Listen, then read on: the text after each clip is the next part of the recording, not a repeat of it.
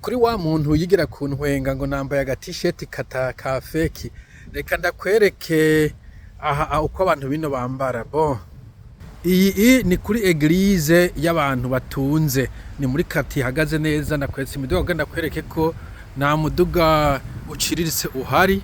Aba n'abantu basanzwe se abapasiteri baparitse hano, n'abanywanyi ba eglise. Urazibona imodoka nziza nziza ziruzuye. Kurenga hariya ni eglise nini cyane, ni mega church. Bo rero reka negereze gatoyi ahari eglise urabe.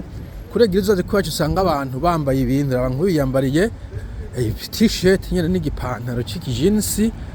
Bo uyambaye ubutura. Hello sir. Bano bayambaye ubutura, aba bayambaye amakabutura na mayebo wamubonye. Bon, bano bose bambaye ubuhuzu bubaye.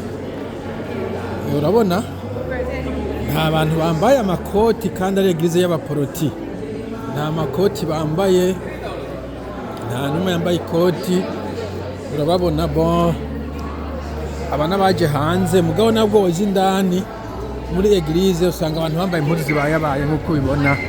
Nta bantu bambaye amakoti.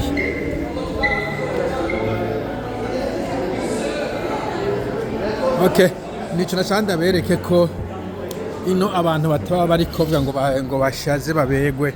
Voilà.